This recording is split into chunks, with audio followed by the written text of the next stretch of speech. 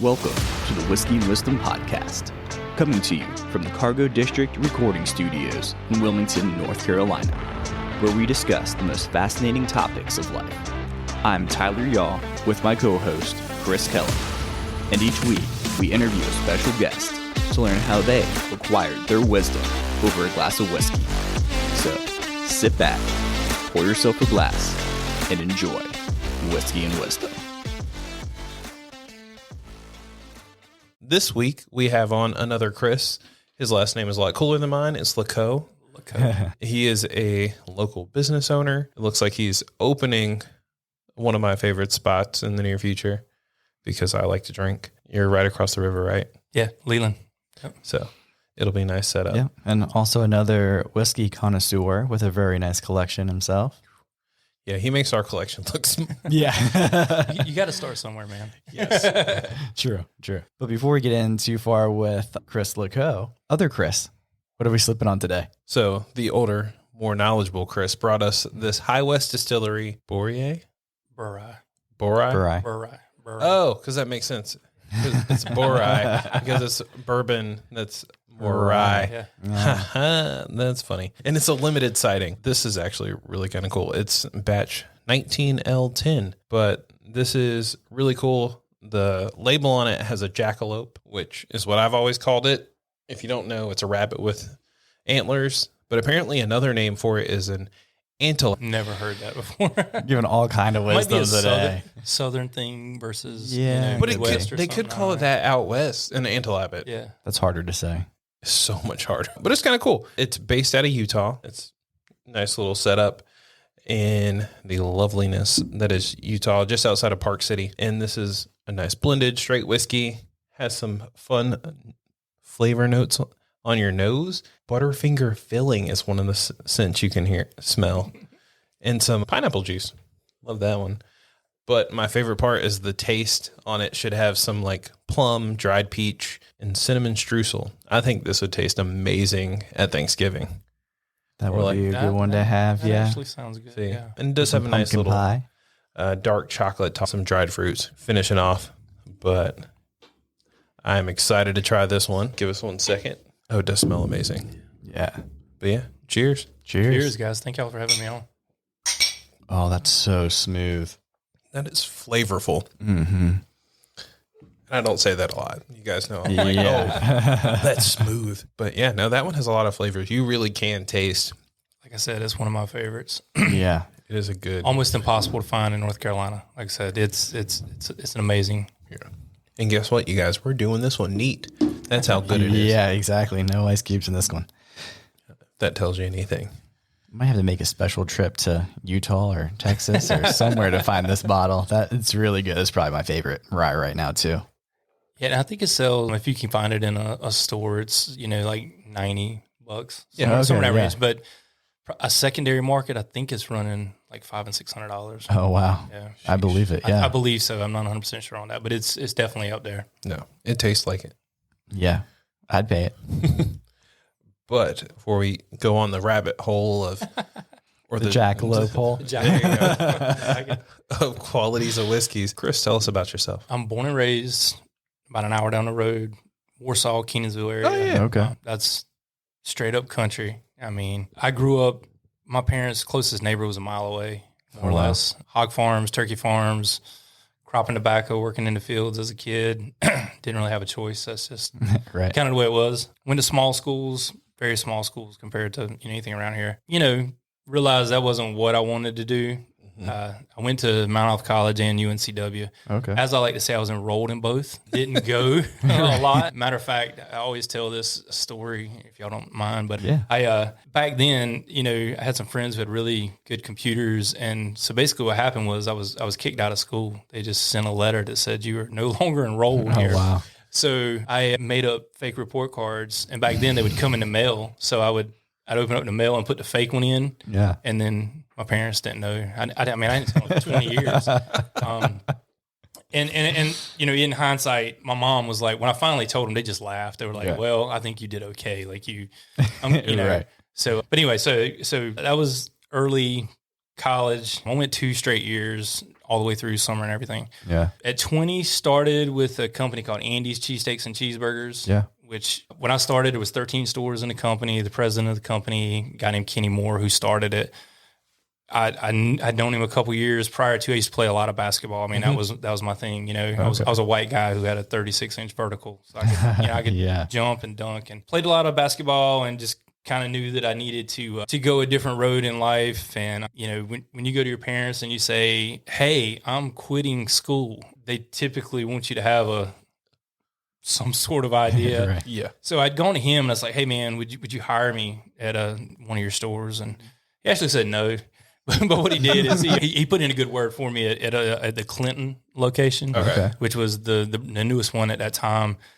And the premise behind that company in the beginning was you could only own if you were an employee and worked your way up. Oh, yeah. So for me, that made sense. Like, Definitely. Hey, you know, college wasn't for me. You're saying things that made sense to me as a business person. I'm going to follow your philosophy and your lead and how you go. And I did. I got into it and loved it. And honestly, like after 6 or 7 months, my parents just kind of said, "All right, we understand you're doing this." You know, did that for, you know, we ended up becoming a manager, I think about 9 or 10 months in. Wow. Never should have been in hindsight. Did not do a great job at all. But loved it. Loved the concept. Loved the overall, like, where the company was going. So ended up going to work for the corporate office. And the day I went in, you know, he said, "Hey, if you want to be an owner, I got a store for you.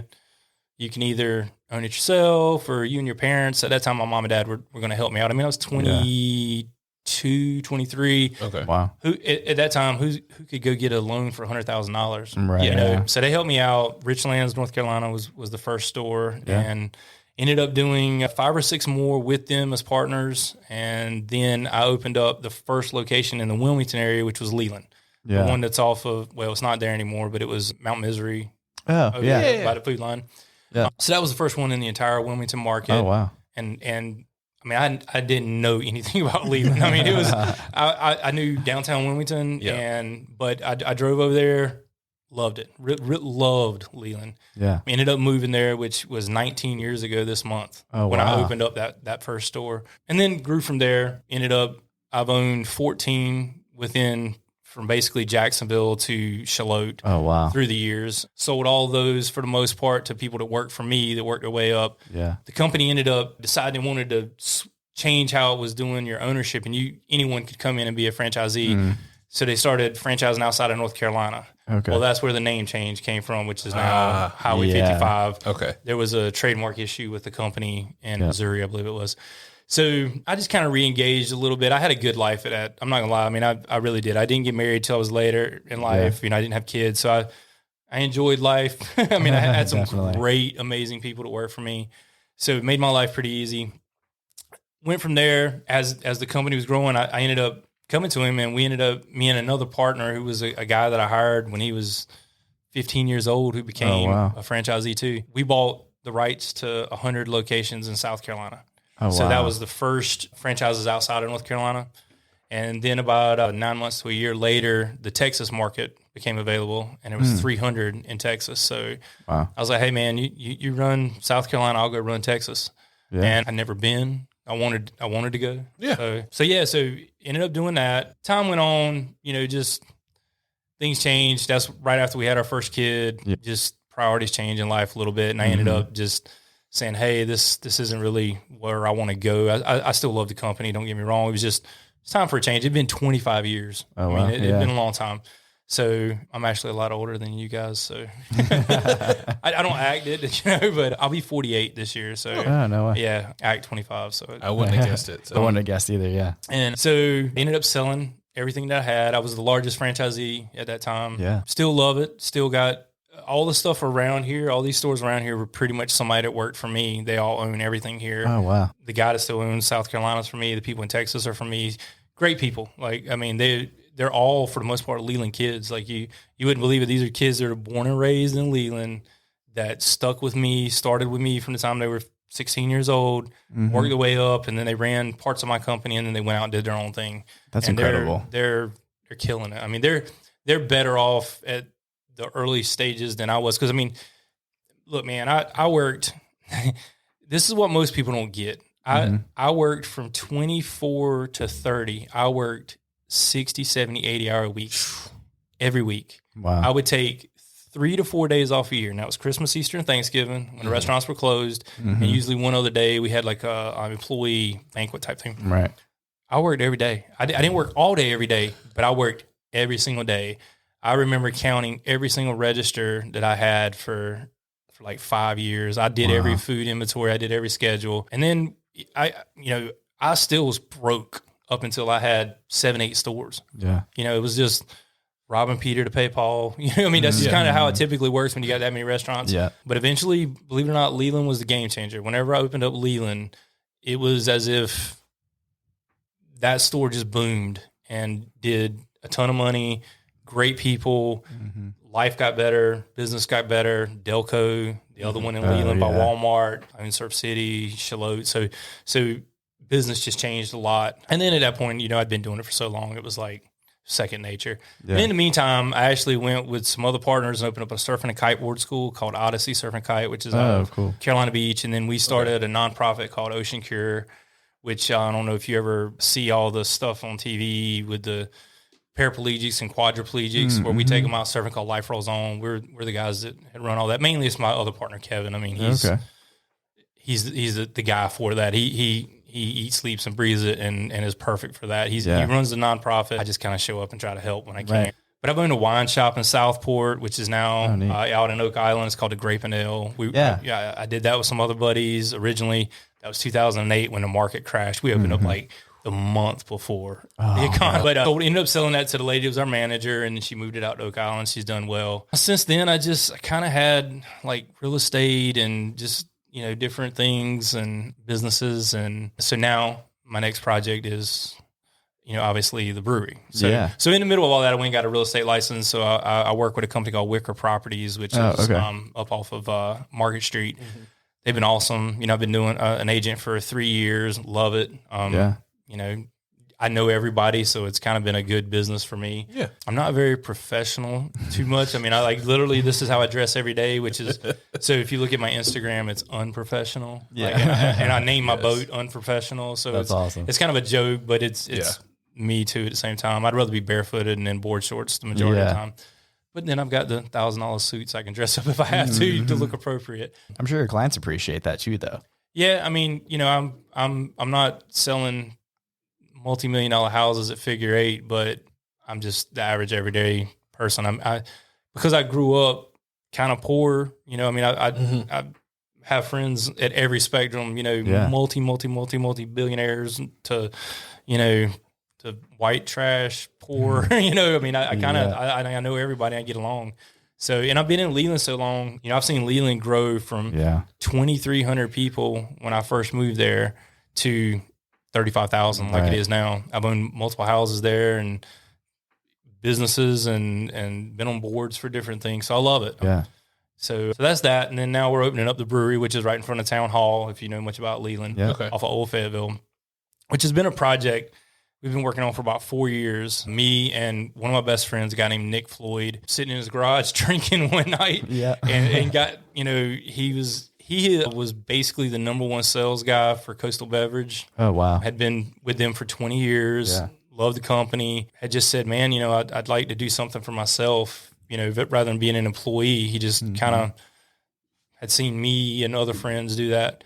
So we started talking about it, and the name 726 became an argument that he was like, oh, it's harder to hit a baseball than it is a golf ball. And I'm like, nah, man, like golf is the hardest. So we get back in this debate and whatever. Right. And it comes down to 726 inches from home plate to the pitcher's mound. Oh, okay. So you have that short of time, which then becomes seconds, and you start looking and like you have to get the ball. You have to be able to hit the ball in that short of time. So that became kind of the stick. That was what we were going with. So as we bought this property, it's a crazy scenario. So we buy this property and we're walking on the back. It's 5 acres right there. And we're walking on the back. Wow. And there's this wooden boat basically buried in the ground. The bottom's like, eat out of it. And you're looking at the tag on the side and it says it was last registered in 1984, 85. Yep. But if you look at the North Carolina registration numbers, it was 726 square. No way. Crazy. So Here we go. So since then, my youngest, my 2-year-old, was born November 2020. And is that right? Yeah. Yeah. Because it'll be 3 this year. 2019. 2019. Okay, Yeah. It was right before COVID, right? Yeah. So we're in the hospital. She's giving birth. The baby pops out at 7:20 a.m. So it was like, all right, so maybe this is the name for us. Yeah. But anyway, so we start this process. We get pre-approved. We're getting ready to start closing this deal. The bank loves it. Everything is good to go. COVID hits 3 weeks later, and the bank essentially pulled the loan because at that point, PPE loans started. They got we were an SBA 7A loan, we got bumped to the back of the line. That's all well and good. Okay, great, we understand it, but we're hundreds of thousands of dollars already invested in on this deal, and can't really walk away. The bank says, "Look, we love your deal. We love your concept. We see what you guys are doing." Because of the people we had involved in this, there's 4 of us partners mainly. It's the brewmaster, Ethan Hall, my buddy Nick, and then another partner, Mark Saeed, who came along, who I'd known from an investors group, and Mark owns his own company. So it was a great fit. We all kind of had something to bring to the table, which is not normal for a typical brewery to have guys who have been in distribution and a guy who's already owned multiple breweries and help start up a bunch of other ones, and then business guys on top of that. So anyway, we could, as we got bumped, we could not get a bank to deal with us. I'm talking, we went through 12, 13 banks over during COVID's height of that year to the early 2000s. They wouldn't touch us because they weren't touching anybody with. They consider a brewery food service industry. So we couldn't get anybody to deal with us. Luckily, the banker that we had, who's out of Salt Lake City, his dad and grandfather had worked in SBA lending laws. They wrote some of them. His grandfather wrote SBA lending. So his knowledge of what we needed our business plan to say and what needed to match up was spot on. You know, so we're technically in distribution. Like that's what we are. Is we're a distributor. That's not distributing different beer, but we're getting in the distribution game, not just the walk through the door, grab a beer game. So that continues, and man, you're in the banking industry. During that height, you couldn't get a banker to return a phone call, a text message, an email. It was hairy for a while. Finally, in December, he goes, "Hey man, CARES Act just passed. We've told you we wanted to do this loan. You're the first people that we've called. Okay, great. Awesome. We start all over again in January of last year, essentially starting over. I mean, some of our stuff was together, but you got to go back and resubmit bids and all this. If you know what happened last year, building costs went through the roof. Yeah. So in essentially a 1 year period, our cost of this brewery doubled. Oh my God. Yeah. So then that caused another entire issue with lending. Yeah. So needless to say, finally jumped through all the hoops. We dotted all the I's and crossed all the T's, and I sold my first kid, and a kidney, and I mean it was a lot to happen. Yeah. But we finally got it. Broke ground 6 weeks ago, I think it was now. Nice. I saw that on Facebook. That was super exciting. Thank you. So the town has been super supportive because I mean I've known everybody there for years. I always joke. I say like Brenda, the mayor. I was like I knew Brenda when she was Brenda. Like before she was mayor, yes, because she used to eat with me years ago, and so I've built a relationship with her. So so that's kind of where we're going with that. So I mean, while that's working, I do real estate deals, and I had a really good commercial background from all the restaurants. I dealt with that for years. Yeah. So it only made sense to get into the other market and try to become an agent that could just help out friends and do stuff, and so anyway, so now this is almost there. This is the brewery's almost there. We're nice. I guess we got about 6 months, give or take. Okay. As long as no big hurricanes or something like that, So yeah. Right. Yeah. So that's me. And I got a beautiful wife, amazing wife, and 2 little boys, 8 and 2, that are 100% me. They're just 2 different sides. So. And Nice. So if you've ever heard any of our podcasts, I always have some random questions. Awesome. This one's not that random, but why did you choose Leland for your brewery? Was it because of the saturation in Wilmington, or just because you're like, I don't got to drive too far? Well, me, Mark, and Nick all live in Leland and have been there for years. Ethan is kind of in the Castle Hayne area, but me and Nick started this kind of having these conversations in the garage, and he had seen where the craft beer industry was going, and then he wanted to do something for himself, and I have business knowledge, and it was a great fit. So it was like, hey, Leland needs this. I mean, there was I think at one point there was only one in Brunswick County, maybe two at that time, right. And when you look at Leland is the fastest growing town in North Carolina since 2011. You kind of look around at the landscape and what's going on. We know everybody in town. Excuse me. And it was like, this is the place to do it. I mean, I wanted to support Leland. I want to see Leland grow. Yep. I sit on the board for the Leland Tourism Authority. I kind of get to see, and I'm friends with a lot of town hall crowd. So I've seen kind of coming and going and what the town was going to do. It only made sense to do it. I mean, because you guys live I know you're living in Leland, but if you've been in the Wilmington area and you say you live in Leland, people go, God, how do you live all the way out there? I'm like, like, dude, I'm 5 minutes from downtown. I live closer to Wilmington than you do. Yes. but it was just that stigmatism of going over the bridge. And I'm like, what? Like, Leland makes sense. Like, you can still get to all the beaches. Yep. I can hit 74 to Charlotte or to 95. You can get on the I-140 bypass to go to Raleigh. Yeah. Myrtle Beach is 45 minutes. Like, why not Leland, So, of course, all the friendships that I'd cultivated through the years too. But so Leland was a no-brainer when it came to, like, somebody's going to do it. Why not be first? Yeah. We were first. I don't want to talk about who's coming, but there is another breweries coming out, but they're different. They're a restaurant that sells beer, in my opinion. Which we're not a restaurant. We are a traditional brewery who has a building out back that we're building that is somebody else is going to run the food industry out of it, and we will have food, but it's not associated with us. Right. That way we can still do food trucks, and we can have, like, different things going on. Plus, you look at Leland across the street at Town Hall. I don't know if you're familiar, but they're building an amphitheater over there. Yeah.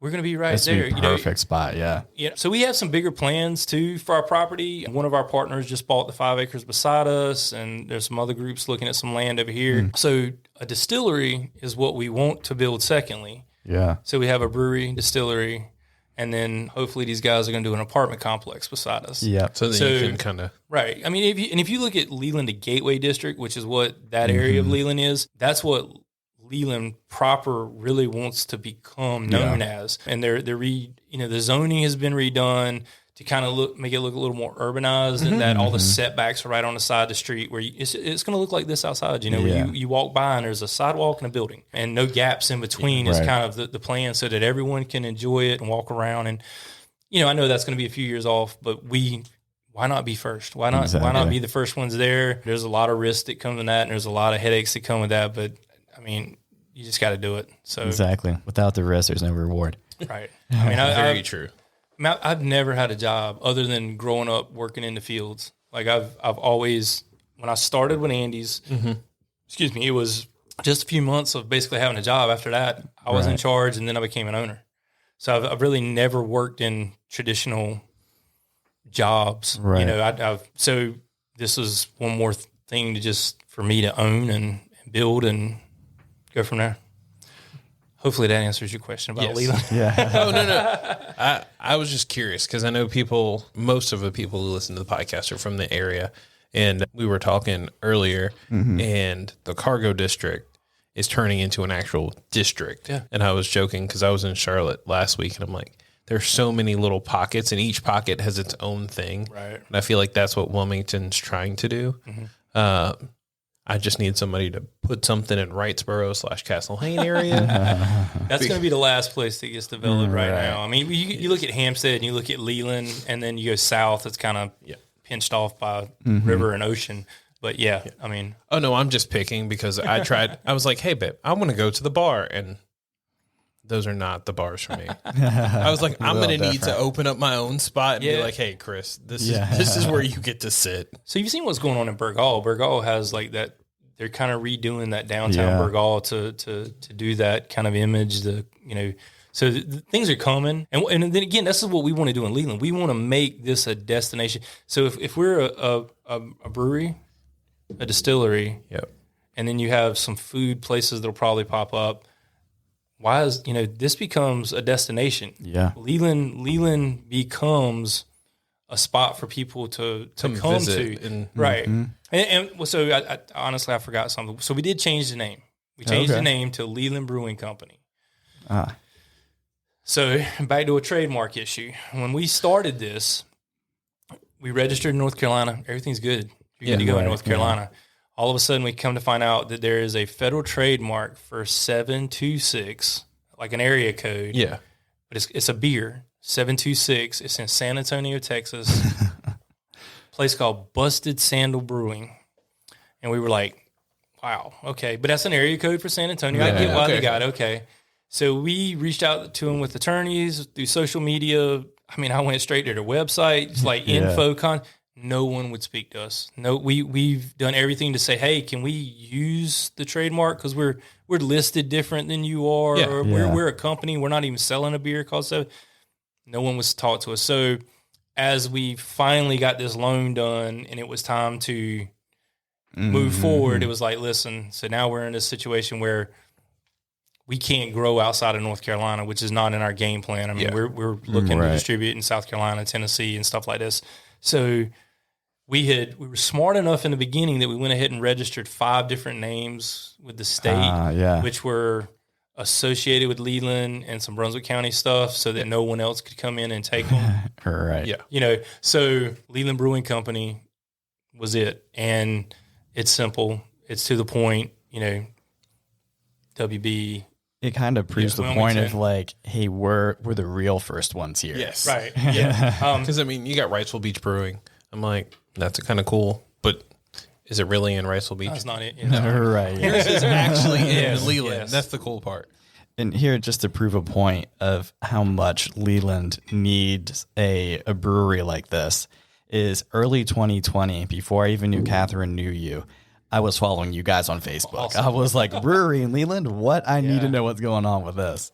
It just took forever to get started. It's just been a nightmare on that end. But if you look at LBC, if you're a Snoop Dogg fan, maybe we can get, we can abbreviate ourselves as the LBC and some things like that to just go along with marketing. Yeah. There actually is a place in Raleigh that LBC is what they use, but well, we'll find out in the future. That's Raleigh. We'll worry about them later. But yeah, I mean, so anyway, the name change, which I talked to people at the town. I said, listen, is this going to be an issue if we use Leland? We're right across from Town Hall. I don't want to be stepping on you guys' I don't want the town to look bad, right? In the sense of, oh, well, Leland Brewing Company is across and they fully supported us and said, no, we appreciate it. Y'all would be happy to use the name. So okay, cool. Nice. So we're working on a trademark now for that and working on new logos and all. So any of these shirts, which I'll get y'all some later, are vintage. They become collector's that's extra edition. Valuable right there. I went somewhere the other week with a Cheese Smith food truck T-shirt on, and they were like, "That's a classic. Like you can't even buy it." I'm like, "Yes, I know." I don't know why I bought it. We were out during COVID, and they had like you could pre-order and just show up and get food. I was like, you know what? Y'all are putting the work in. I know you guys are sweating your tails off in that thing in the middle of summer, so I'm gonna buy some clothes. So that's what I did. Yeah, I've got some old concert shirts from. I love those. Way back in the day. So anyway, good old days. What part of Texas did you live in when you were down there? Dallas, Fort Worth area. I don't know if Bedford. You know, so Bedford and North Richland Hills, which are kind of right there next to each other, going toward Fort Worth, which I love Fort Worth. I still got friends there. I was talking to my wife today. I was trying to get a flight back to go hang out. Dallas is awesome in the sense that I'm a sports fan, so it was like, man, I can go to all these games within like a 45-minute drive. And that's what I was a big Texas fan. I love Texas in general. The DFW area, I always said you could do anything you wanted to do within an hour's drive except for snow ski or go to beach. But you could go to lakes and you could boat and you could do all this kind of stuff. Didn't like Houston as much. Houston wasn't as cool. Austin's a cool place. Traffic just sucked. But, but I like Texas in general. It's just so big. Just insanely big. So. I feel like Texas, like how North Carolina, like Wilmington, Leland area and Asheville are so different. Yeah. You have that, and then it does it another time. Like three more times. Yeah. Because I follow a bunch of people who live in Houston or like the greater Houston area. Right. Because they're like, well, we're too old to live in downtown. Mostly all like Sugar Land. But it's Sugar Land, and I had a place in Sugar Land, but restaurants that were going there, and can't think of another Missouri place. City. Missouri City is another big one. No, it's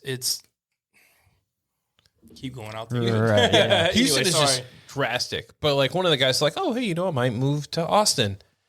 And I'm like, it's like night and day. Right. That doesn't seem like the vibe for you. And then when I went to Dallas, I'm like, Dallas is a totally different vibe, like in general. I'm like, I don't hate it. It's just a different vibe. Dallas was so easy to get around. You basically had a 4-lane all the way, or a interstate around Fort Worth, interstate around Dallas, and then 4 to 5 roads that connected, depending on what part of that area you needed to be in. Yeah, they ran east-west, and it was like, I loved it. I mean, it was amazing. I met a guy a couple weeks ago, and he lived in the like Dallas area too when he was going to college and a little bit for his corporate world. And he said the same thing. He said it was one of the largest, easiest cities to get around in. Right. And then he also was talking about there's a cigar bar that's down there that got grandfathered in to allowing you actually to still smoke inside of it because they got rid of that in the city. And he was like, it's the best cigar bar. And I'd have to look up what it is again. But yeah, he had a lot of good things to say about it. Cinco Ranch. Ranch in Houston is huge. Yeah. That was where I was. I was down there one time. This is just crazy. Sorry, off topic. I was trying to explain to someone that I was driving down the road in Cinco Ranch, and it was this high school, a 5A high school. And like a mile and a half down the road was another 5A high school. Yep. And so as I'm doing my, population reports and all this, and it's like, hold on, what? And then there was 21 feeder schools that all fed through that. And I was like, my God, that's insane to think, like, when you were going through these neighborhoods, like I think Cinco Ranch, there was a neighborhood right there that had 35,000 homes in it.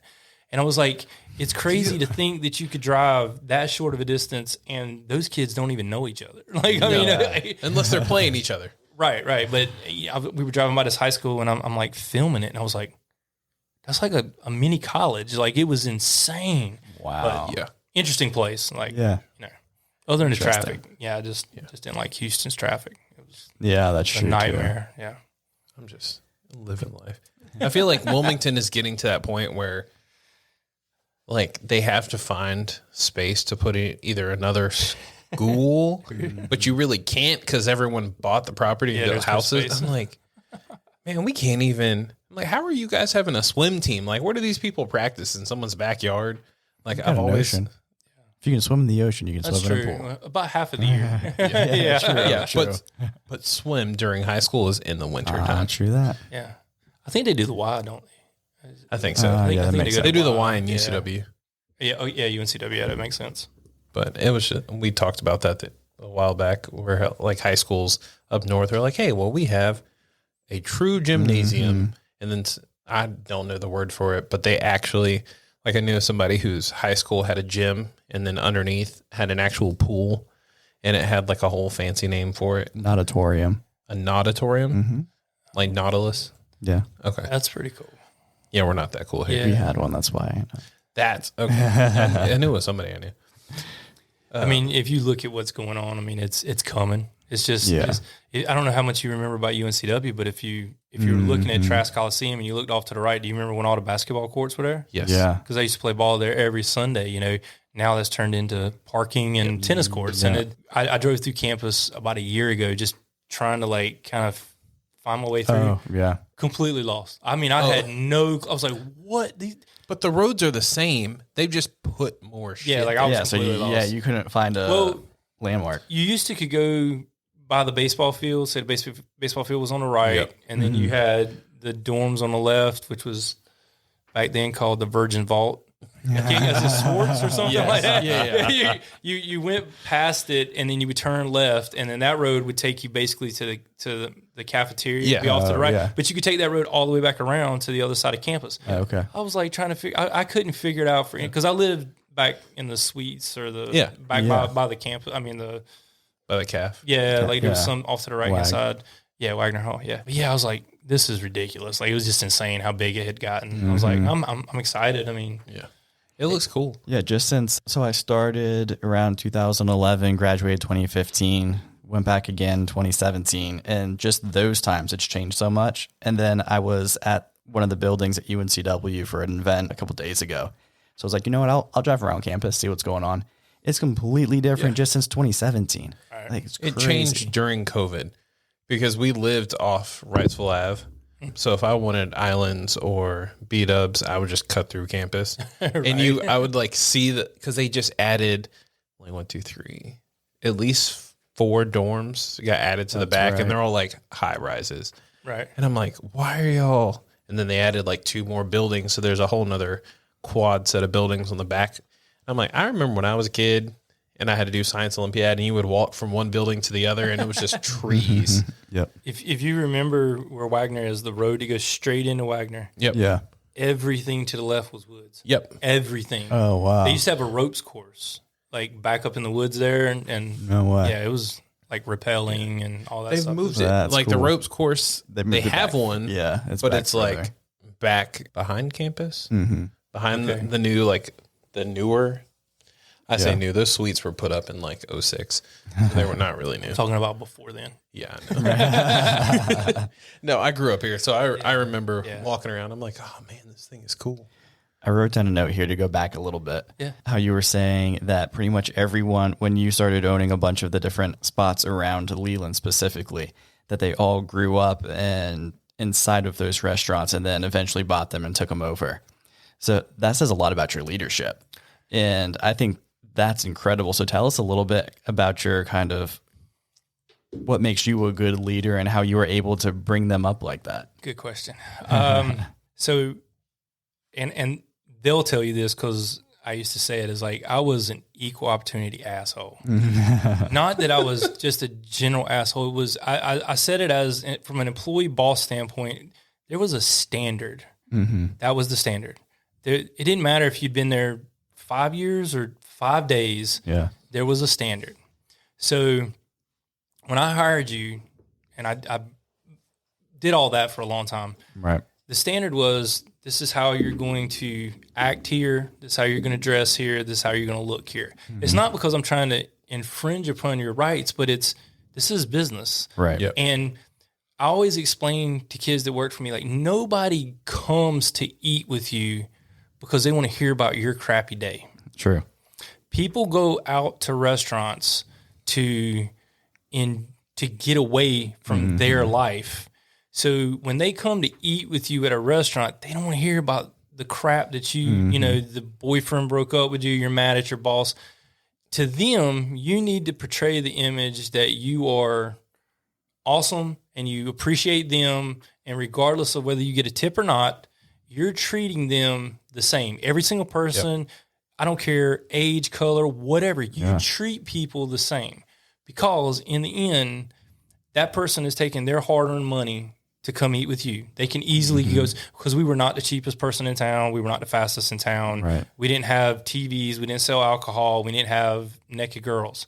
So if someone came to eat with us, they had to eat with you because they wanted to. Right. So that was my standard, and I was hard to deal with. Like, that was it. Like, I didn't give a crap how long you'd been around. Like, if you mess up, it's because you messed up. You know the rules. You understand the rules. And I think that the younger crowd kind of needed that a little bit more. Not that I wanted to be their mom and dad, but in lots of cases, mom and dad aren't doing their job. And then, so what happens is you get these group of kids that kind of like they're growing up in this and hearing this. And believe it or not, like my turnover in the restaurant business was like 5%. Oh my God, that's incredible. I retained people for a long time. Yeah. And when they left, 99% of them did not leave because it was a like F you, like it was not that. Right. It was I'm graduating. Yeah. You know, this isn't for me, whatever scenario. I had a child, whatever the case may be, because I was the same to everybody. Now, honestly, you know, if you've been around for 5, 6, 7 years and you knew the system, like, I mean, I'd let you get away with a little bit more. Sure. But in general, I mean, like, hey, if you're on the schedule and you need a day off or a shift off, sorry, like, right. Find somebody, but you have to okay it with us or upper management. Like, if you just don't show up for work, you better be because you got in a car wreck. You know what I mean? Like I was that way with everybody because again, the customer, and you guys are seeing this right now. Yeah, I still got tons of friends in the restaurant business. Customers don't care that a restaurant can't get it staffed. Mm-hmm. They come to you because they want to eat. Right. They come to you because they're trying to eat, and then whenever they don't care that you can't find employees because they don't understand it for one thing. Right. But they don't care that they can't find that you as a owner can't find employees or you can't get people to show up that you do hire or whatever the case may be. So I was just always like, it was a different mentality. I mean, and then so what I also did was I had been given a lot. Like I had been helped a lot through my years. So I said, well, here's the deal.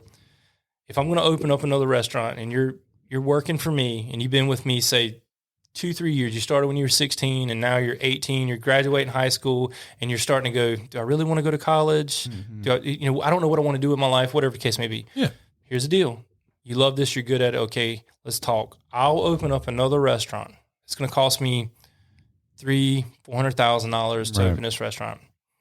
You're going to run it because that's what you want to do. You want to be a manager. You're going to run it. Here's the deal. You ain't calling me when somebody don't show up for work.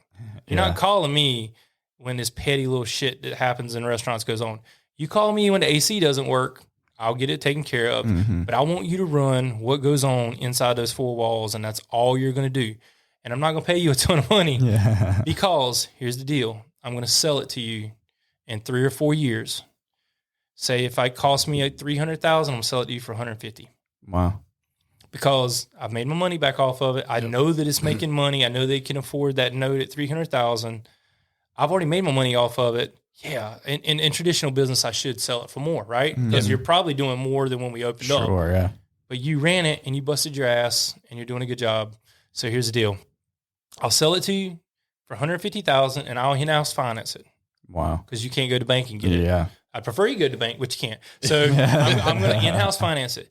So I did that to make sure that the people coming up could afford that restaurant.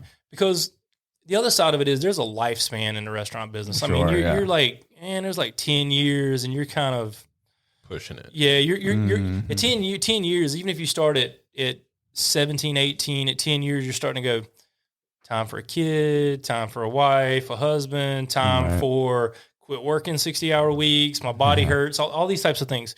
So if I get a hold of you and I get this going at 23, you're an owner.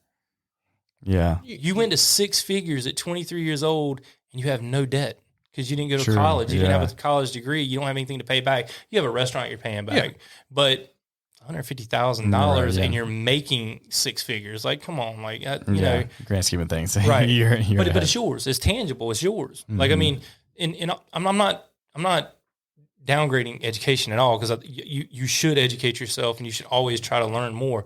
But I don't necessarily think you have to go to college and pay for it. But if you own a business and you own that, you have equipment, you have knowledge, you have everything that you own. So if it's okay, well, now it's time I want to open up my second locations. Well, now I've established myself. I can go to a bank and possibly get a loan, and I know how to do this. I've already done it once. Why can't I do it again? Yep.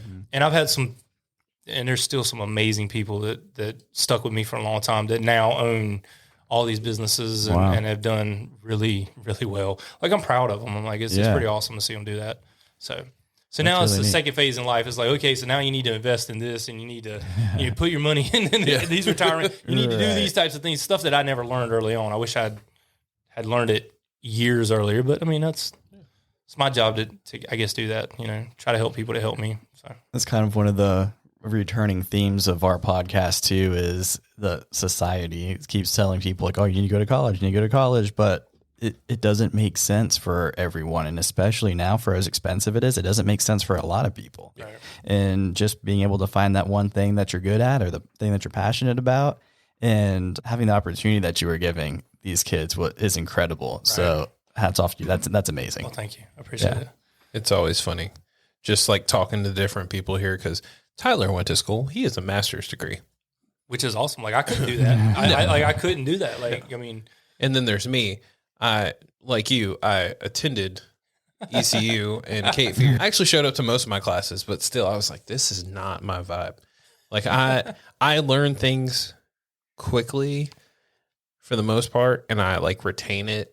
And sitting in a classroom where they're like, all right, so today, I'm like, this is the biggest waste of an hour. Right. Mm-hmm. So then I would go to work and do whatever, even though I was making crap back then. So what I said was this is so if I'm going to, why would I, this is just my philosophy and mine only. So why would I go to college to pay to go? Okay. Mm-hmm. To pay you as a professor or whoever to teach me how to do financially independent things. Mm-hmm. Okay.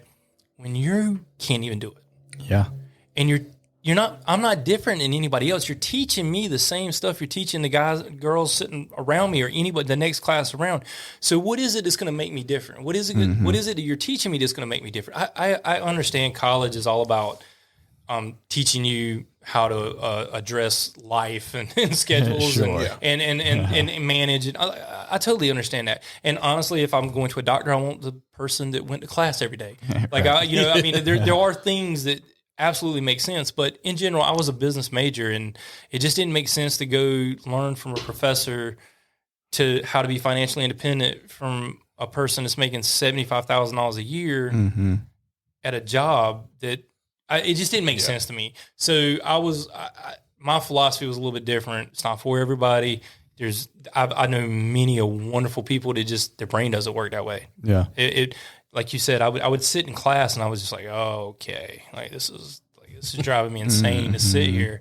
But if I could do something that was giving me more of an instant, a reward, I could see the finish line, and there was the growth was totally up to me.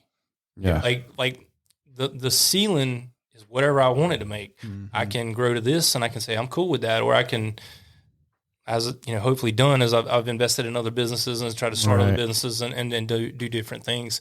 So that was just my philosophy on it. I mean, it's not perfect by any means. Yeah. Doesn't work for everybody. No, that's really cool though, because I think I was having this conversation with another buddy of mine too. The people that do very well, and when I say successful, not necessarily money, but it does typically come with financial success too, but mostly just like having passion and stuff, are the ones that were able to look past the mold and do something that they truly love and something that was different that did break them apart. So yeah, it's right down that same thing. Well, if you're gonna go to college and you're gonna learn from a specific person, okay. Mm-hmm. But you're paying them to teach you, all right? So I said, man, I'd rather go work for someone who's already done this, and they're going to pay me to teach me how to do what they did. Right. And I'm like, that's a no-brainer. Because I didn't have anything. So, yeah. I was starting off at zero. So it was like, if I'm going to go work for this guy or girl or whatever that has already done this, and they're willing to tell me these mm-hmm. secrets, and they're going to pay me instead of me paying them, it just kind of... Yeah. That's kind of how I got started in jewelry, really, is before I got into finance, is I was going to college, and my one goal was I was going to come out of college without any debt, zero debt. And so I was like, and I want to own a jewelry store. So I went into the mall and I walked to every jewelry store and handed out my application and got a job at Hellsberg Diamonds and ended up being the assistant manager there after like a year. and worked 50 hours a week there while going to school full time. Finished that, went over to Reed's, and I was like, you know what? I like this finance portion of Reed's. Like, I kind of like this. Right. Yeah. It was like, so let me look into this. And I was looking at other like finance jobs, and they're like, nope, have to have a master's. And then the thing that I didn't do, to your point, when I was in college, is I didn't find a way to differentiate myself. And I didn't find a professor that I could really hold on to. And I was like, you know what? I can do this better next time. And now I have a goal of what I'm trying to accomplish. And that's the one and only reason why I went back for my master's, and it worked. So I found that professor that took me under his wing and was able to do a few hedge fund competitions and won those. So that was fun too. And that's how I got to where I am now. And Chris and I stayed best friends and opened this place. Yes. Hey. Yeah. Now we get to drink whiskey. Yeah. Right. I mean, you're doing something like I have wanted to do, but this is beyond me. Like, this is too technical. Yeah.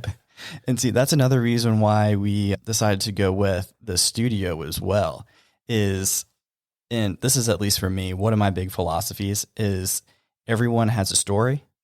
If they don't have a story, they have a passion. And if they don't have a passion, they have something they're extremely good at. Right. And I think the more that you can give microphones in front of people to let them tell their stories and passions, even better. So we wanted to open this place for people that didn't have the background on how to build this place to come in at a relatively cheap rate and tell their story to people. And we'll throw it up on the internet for you so people can hear you. Yeah. That's awesome. Yeah. I mean, I'm a fan. So. Yeah. We're glad to hear it. Yeah. Another kind of random rabbit hole that I got from your story previously. How did you meet the guy from Utah with the bank? Your financer?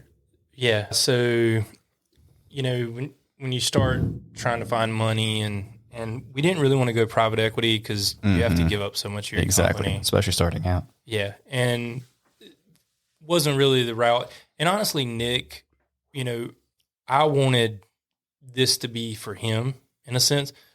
I wanted Nick to be able to have something that wasn't such, a small piece really. Wanted it to be a bigger scenario, something that he was building. Because this guy has more beer knowledge than I could fathom. Like, right. I mean, when you sit down and get him talking about that business, it just, like, it blows your mind. Yeah. And Ethan being the brewmaster, same thing. They bring so much more to it that me and Mark can't do. So we started asking around. We went to one of these local banks that's really big and SBA financing, and even made a call to a friend. And I mean, I got the man up top. Yeah. Gave me a call and got pawned off to a VP in California. And basically it was like fluff BS that, hey, that's cool, but we don't really want to finance this for you. Wow. So it's fine. Whatever. Yeah. It's business. The banking industry is what it is. So asking around, and it was a broker out of Raleigh area. There was another buddy of mine. It's all about relationships, really. Yeah. And he said, hey, this guy can get it done. So he did. He introduced us to this guy that he did projects with, who was actually used to live kind of in this area, actually used to work for that bank originally a long time ago. And then capital company. And he has projects going all over the country. Like, I mean, we were small potatoes, but he believed in us, which is what we wanted. We wanted someone who could see past brewery, could see past the average Joe, and we sold him on it, and he loved it. And Citizens Bank is actually the finance out of, I think they're Kentucky or Tennessee, but Acclivity Financial was the ones who did it for us. They're out of Atlanta. Oh, I see. Okay. But he was the one that put everything together. He was the one that stood up for us with these guys and said, hey, it's going to work. These guys got it together. So it's kind of how that happened. That's really neat. And he's been awesome. I mean, he's typical banker, but right. He stood up for us and backed us when nobody else would. So yeah, that was cool. And I mean, we tried everybody. It was COVID caused a lot of problems. Yeah, I can sympathize to a certain extent too. I was trying to get into a real estate venture up in New York, which is a whole other beast of a world, but we tried it right in April. And 25 banks later, I was like, you know what? I have a full-time job too. I can't continue doing this. We had so many friends and family who were like, man, just walk away. Like, it's not meant to be. And that just pisses me off. Like, don't tell me it's not meant to be, because so that was the other thing about business, is like, it was a gut thing. Yeah. Like, Yeah. you kind of had this gut feeling of when that employee is going to quit, because they show these markers, these signs, like these early things that you kind of pick up on, because you just learn to deal with it. Yeah. What this banker was saying, he said, listen, we got you. He's like, we just have to go through the process, trust the process. And I mean, there was many a times it was like, hey man, are you serious? Like, this is, he's like, you're good. We'll make this happen. But the people on the outside standing in just keep going, man, good luck to you, buddy. And I'm like, but you know who the people are that say that all the time? Are the ones that will never take that chance. Mm-hmm. You know, I mean, they're the ones that are scared to invest in this, and they're the ones that are scared to like go out on a limb and do anything. And that's great. That's wonderful. I mean, and these are people that had some good money, you know, but, or I don't understand that business. And I'm like, do you really have to understand the business to invest in it, to make money? Like, I'm not asking you to come pour beer. I'm just asking you to believe in us. And we had people that did. I mean, there were some people that invested, some small investors that invested with us that are awesome, you know, but back to having a banker that believed in you, because I've met a ton of bankers who are all ready for your business, and you hand them the paperwork and you go through it, and then when it goes above their head because they really can't make a decision, nothing gets done. I'm like, okay, all right, well, I get you, I understand. Right. But that's the banking industry, the traditional banking industry. Yeah. Right, yeah, especially on the loans and mortgage side and all of that too. It's like a black box that I don't even understand. It's like a black hole. Yeah, that's a better way of describing it. It's pretty. I mean, they want their security, and they want their cash, and they want, you know, they want everything that protects the bank. It's whatever, but take a leap of faith. But right. Yeah, I get We're that. there. So I don't have to deal with that shit anymore. Right. So on a brighter note, we did mention at the top of the show that you are a whiskey connoisseur. I try. I can't. I can tell you what I can tell you, but that's about it. Well, I guess the better word would be a whiskey collector. Yes. Yes, I have done that quite a bit. I always laugh because we're like connoisseur. I'm like, people are like, I don't know if that's the right. I mean, I don't actually know the definition of connoisseur, so I'll just keep using it until someone corrects me. But no, as a whiskey collector, because you're a little bit older than us, I got two questions. One, what got you into it? And two, what are your top three favorite Whiskeys? Yes. So whiskey or bourbon? Technically two different things, but I'll go. Yeah. Yes. Right. So whiskey as the overarching umbrella. Yes. So I was always a vodka drinker. Yep. For the most part, like clear liquors. That was if I went out and raised hell or whatever, I could drink clear liquor and basically be fine the next day. Right. It seemed like if I ever drank dark liquor, God, it was miserable. So, but it's in how you drink it. It's not what you drink. So a buddy of mine in Leland, and I'm not going to mention his name because I'll tell you after show. But but he kind of had got me into it, and then another buddy of mine in the neighborhood, and we would just, it started off with Crown of all things. Crown. You got Crown, then there went to Crown Apple, and you're like, oh hell, Crown Apple and ginger ale, that's a great drink. Yeah. And then Crown Vanilla, and then XR, and all these other ones came about. Crown isn't bourbon, it's whiskey, right? But it's good. Yeah. So time went on, and then it was like, oh, so what is this? And that looks cool, and it's so we just kind of, all right, well, you're supposed to drink it neat, or you drink it on the rocks, and you just kind of start developing a taste, and whatever palate works for you, you kind of go that route. So then what actually happened was me and that original guy started a gentleman's bourbon drinking club in town. Wow. And I know you had Sean on here. He might have. He's been trying to get an invite. Actually, I think I invited him to the last one, honestly. So it started off, and we did this thing legit. It was at the buddy's house. We had 5 glasses for each person. It was about 15, 20 guys. Wow. You poured it neat, and we had Kentucky limestone water with a droplet that you would drop. I mean, we rated it, and it was just all guys, and then we cooked out like brats or something. You know, and like just a gentleman's thing. Yes. Well, so we said, all right, well, next time let's go to tequila, and it was a gentleman's drinking. So the next time we did tequilas, out at another gentleman's house out in town, insane place. This dude had his own private Irish pub in his house. Oh wow, it was insane. That's amazing. Yeah, it was.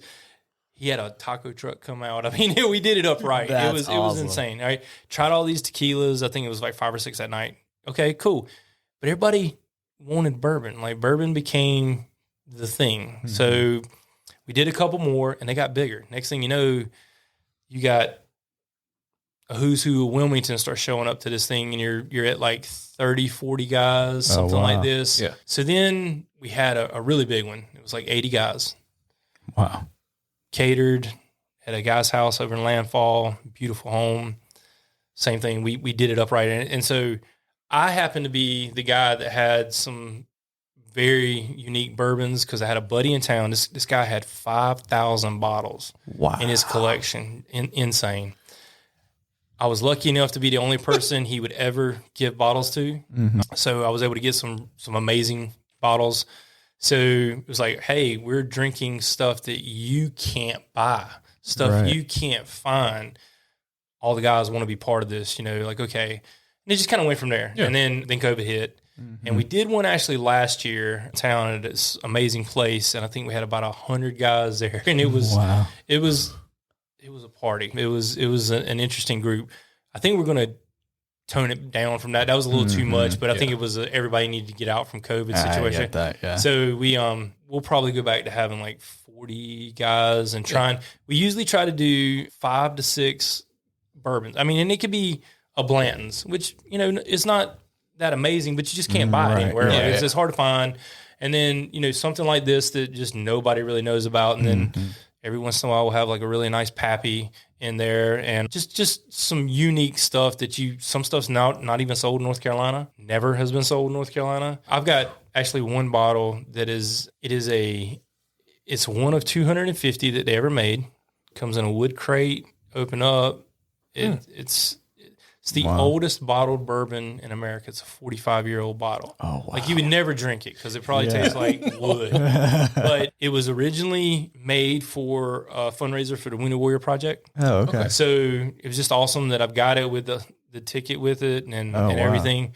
So we just little neat things like that. I mean, we just kind of try to keep it together. So anyway, so that's where the bourbon came from. And the next thing you know, it was like, hell, every time I turn around, I was going to the liquor store and I'm just like, But what's happened is you can't find anything in North Carolina anymore. Yeah, I mean, I'm not on any list. If you're trying to get on a raffle or whatever for anything in North Carolina, you can hang it up. I'll get these emails from the New Hanover ABC who say, there's 6 bottles of Blanton's hitting here. And I'm like, I'm not standing in line. We're standing in line for 4 80 hours. guys. Like, right.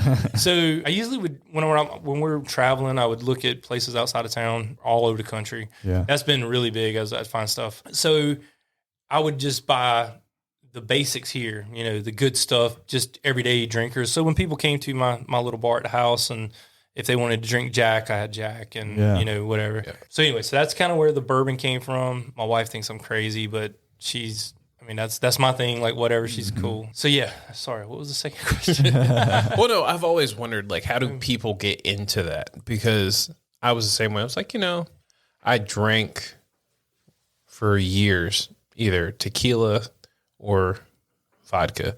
Right. And then I hit the point where my friends started buying like actual, like better than like, oh, hey, let me get a shot of Jose. And that would mess me up. And then they upgraded. Good tequila, you're not supposed to shoot. You're not good tequila. You're sipping. Right. Yeah. Sip it. So, well, I shifted. I went from Jose, and then my friend was a bartender. So we would take shots of like a slightly higher quality. Yeah. Like we shifted to Espolón. And I'm like, that has a good taste to it. And then my pop he started drinking tequila. And he was like, you know, well, you got to drink this kind of tequila because this is better than that, and you got to do it at. I was like, all right, I'll try it. Right. And then I hit the point where I was like, I'm just going to try something different. And Jameson hit, and I was like, whew. I drank that for a little while. Which Jameson's good. I mean, yeah. And then me and Tyler started. But that's Scotch. Yeah. Right. Yeah. Yeah. But that was the thing. I was like, it's dark. Let's try something different. I didn't know the difference between Scotch and whiskey and Irish whiskey and Canadian. Right. And I was like, Tyler, if we're starting this podcast, I guess I'll start drinking new things. But I think that's what's gotten me drinking and trying more bourbon and whiskey is just being on the podcast. Just be like, oh, hey, let's try something new. And that's why I've tried to get better at I'm going to be better at describing how the things taste, which I think will be nice. Yeah. Yeah. I mean, you just got to keep trying. Yeah. I mean, you don't have to become a drunk. You just have to just try and see what works. And again, you notice the difference between that with the ice than you did. Big difference. Yeah. It's huge difference. Yeah. So completely changes it. So I mean, there's all these different things, and then if you really want to get wild, you start putting Kentucky limestone water as your ice cube versus is that tap water? Yeah. So think about it. Tap water has chlorine and all these other flavors, type of texture to it. Yeah. Kentucky limestone, you can buy it online. You can go on Amazon. It's I think I got 2 bottles for $16. It comes in wow. And it just ships to your house and whatever, and you take it and you drop it in. That's the correct way to drink bourbon. We saw a guy on TikTok that was doing that. Yes. I also saw a guy mixing Pappy with Coke. Yeah, he should be shot. Yeah. That made me cry. Yeah. So, which Pappy was it? First of all, I can't remember. His statement though was like, "Hey, it was the upper teens and year." Oh, yeah. Well, he was like, I got bottles. You drink it how you prefer it to drink. That's true. And I'm sure he's drank it straight on the hundreds of times. I'm pretty sure he did it to get all of the reactions. Yeah, he was trying to get views and typical Pappy that's like the 15 and above. You don't need anything with it. Right. It's good. When you get the 20, 23, there's a 23 is like butter. I mean, it is so just smooth and good.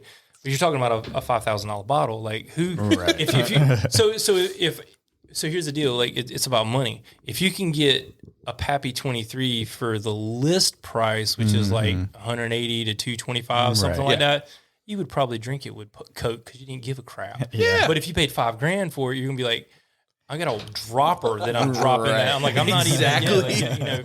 So party foul. But yeah, I mean, so yeah, good bourbon, traditional, and whiskey, good high end is supposed to be drunk that way. But try it. I mean, that's all. I can't tell you what I like and that you're gonna like because you need to kind of try it. Yeah, because like you said, that guy's drinking Coke because that's the way he likes to drink it. Well, that's cool, but you don't drink Pappy 15. Right. But anyway, so just find what works for you and don't get stupid because there's so much out there now. The other thing is bourbon in the last 5 years, like we talked about, is just it's insane how many new things are coming out there, and you can find some really amazing bourbon whiskeys for $40. Yeah. Don't go spend just because it's more expensive does not mean it is better. I have learned that the hard way. So just find you whatever you like and whatever you want to add to your collection and that's you got at what the house. The question was. What do you want to add? Yeah, it's three. Okay, so we'll do this. Top 3 bourbons and top 3 rye. That's going to be hard. This is do top 3. Okay. You're going through 6. Yeah, you start talking about ryes, get into a whole different realm. To me personally, the Pappy 23 was amazing. Now, I was in Vegas on a boys trip. I mean, it was like $500 for a pour. Like a 2-finger pour. It was insane. But I was eating A5 Wagyu filet. I mean, we did it. If you're doing it up, you're doing it up. Yeah. To me, that's an upper echelon, but that's not an everyday drinker. If you want to talk about everyday drinkers, that is a great everyday drinker. Mm-hmm. The Four Roses small batch select. Not the small batch. The small batch select, which is like $75, $80, is a great everyday drinker. Even if you look at Buffalo Trace and Eagle Rare, they're not great bourbons, but for the price, they're really good. They're a great everyday drinker. Excuse me. I actually was going to bring you another bottle. It's called it's a 15-year. God, what was it? It was anyway. I'll think of it in a second. But that and a Midwinter's Night Dram is always the that Midwinter's Night Dram in the wintertime. Just pour that into a cup of like hot chocolate or something. It's on point. Let's see. This is gonna sound crazy, but the Eric Church Jack Daniels, which I've heard is the same as regular Jack Daniels. I'm not 100. The Gentleman Jack is the Gentleman Jack. Okay, right, yeah. Amazing bottle, like so good. Believe it or not, the Crown 18. I don't know if you've seen that. I have seen it. I haven't tried it. Comes like in a big purple case. Yeah, so good. Now it's not traditional bourbon. It's more of a whiskey, right? With an E or a Y? I'm just messing. Oh, you lost me on that. But it's very, very good. God, you want 3? That's just. No, I'm trying to like picture through my head like all the bourbons and like if I had to have like what I would pick out. But like these are good options for people who are listening and they're like, well, I'm curious because I'm not even gonna lie, the shit that we've had on here has been the full gambit of bourbon and whiskeys. Yeah, like my wife brought me some stuff back that had, what was it in it? Oh, the elderberry? No, it wasn't elderberry. It was some other type of berry that was in it from Montana that you can only get in a small town in Montana. Which is kind of cool. Like, which is just very unique and stuff. So we bring in stuff that we just randomly find like that. And sometimes we'll have Tullamore, and then we'll bring on like an Eagle Rare. Someone was able to find it. Yeah, I would have brought you that. But so here's what's crazy. I went IW Harper 15. Yeah. Comes in a square bottle. Oh, amazing. Sorry, go ahead. I've had that too. That is so very good. There was a restaurant who I won't say the name, but I went there the other day and I saw they had Eagle Rare. And I was like, oh shit, I like to have Eagle Rare up there. I'm like, oh yeah, grab me a pour of that. And he comes back and he was like, I think it's a supply and demand issue. It's $28 for a pour.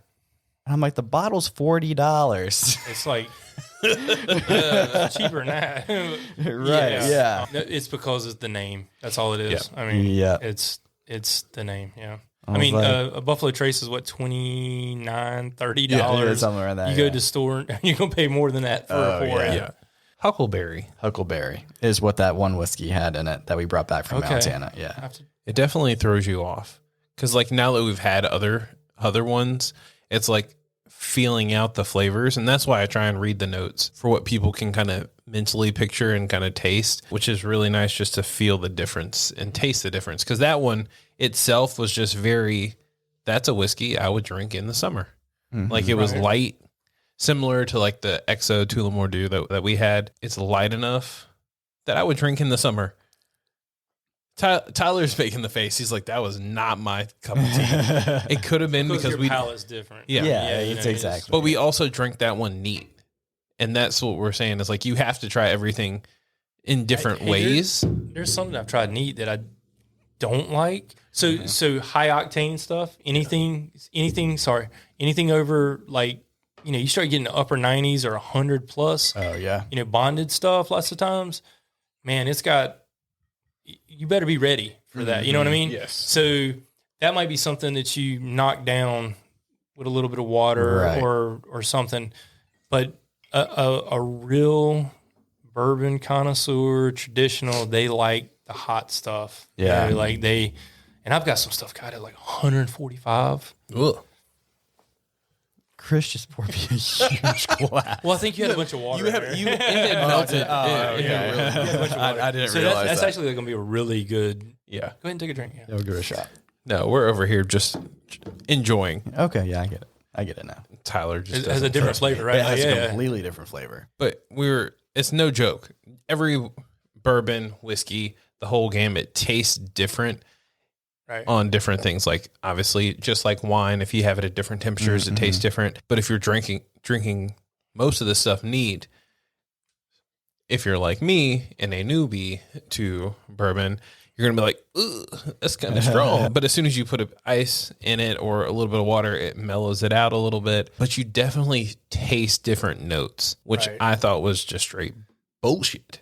Well, when I was first told that. There's nothing impeding the flavor. Yeah. Right. If it's straight, so, but you always should try it straight. Just at first. That's and pour little pours. Like, don't get crazy. You know what I mean? Like, don't pour it that big and then pay for it. Right. No. What I would do when I was first like getting into the whiskey game is I would have them just do like a very small pour, just neat, and see how it was that way, so I could get the true flavor of it. Right. And then if it wasn't like burning me, then I'd be like, okay, we'll get like a full neat, or like, and that's a little bit more high octane for me. Let's throw a cube in there, and I'll wait a few minutes. But absolutely.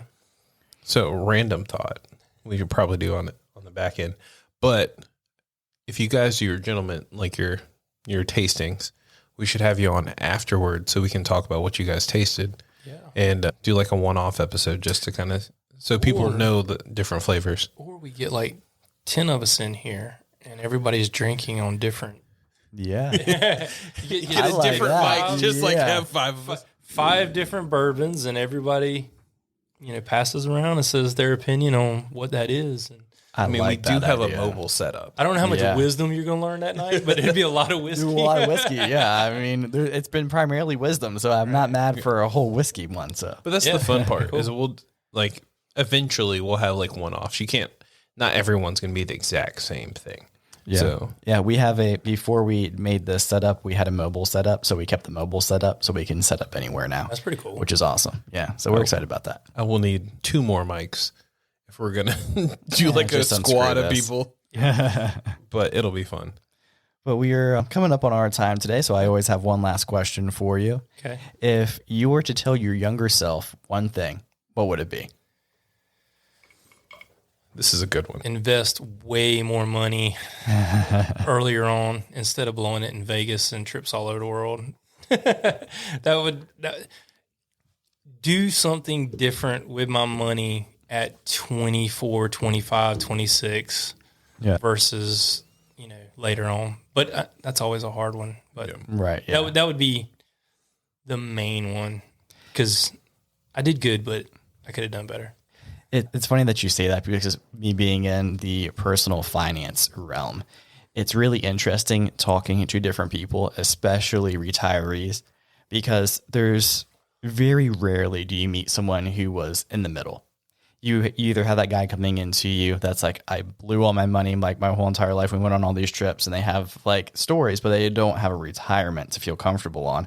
Or you have the guy that has tons of money and never had the experience. Right. Very, very rarely do you get that guy that came in that's straight in the middle. It's like, oh, I had some good experiences over here and I have a comfortable life. We could do an entire 7-hour podcast on stories about the shit I've done in life. Like, I could tell you stuff. Like, so my wife is always like, I should have been, if I ever decide to change careers, all of my, what do you call them? Like the Myers-Briggs type of deal. Said I should have been a prosecuting attorney. like that's because I like to argue. But all of my friends know me as like, and I literally would do this, is I want to be a tour guide. Like, I would that'd love, be cool. That'd be so much fun. I would love that shit. Like this. So when the brewery opens, that's what I'm going to do, is I'm going to be the guy that does all the tours. Cause all the other guys are like, hell awesome. No, I'm not doing that. And I'm like, oh yeah. I'm the one. Cause I can, living in Wilmington, when you look at the history and the things that are here from, let's just say, Topsail to, Oak Island. Right. Ballhead.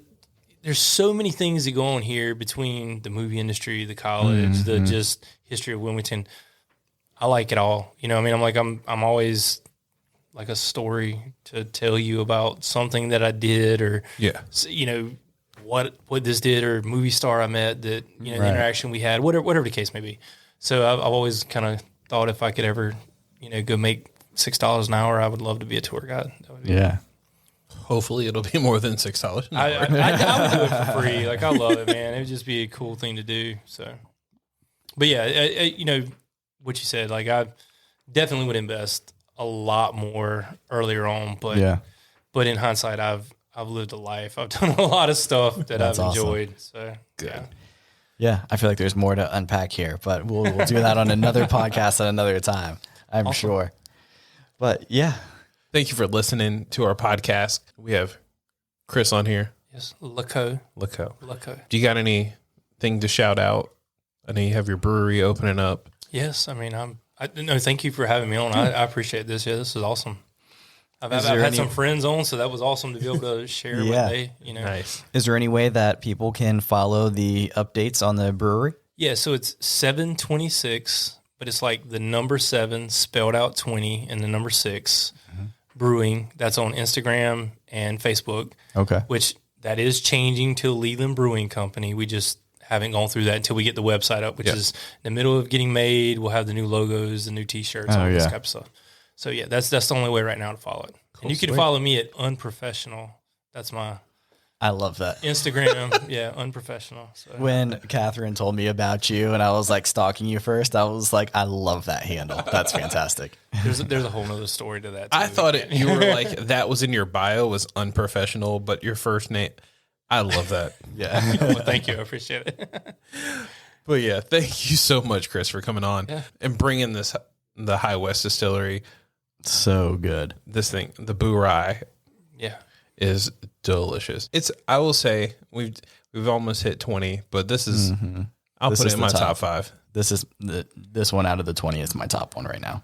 Awesome. Yeah. Thank you. So, I appreciate it. There's some people that that's a lot to live up to. Thank you. No, that's a good one.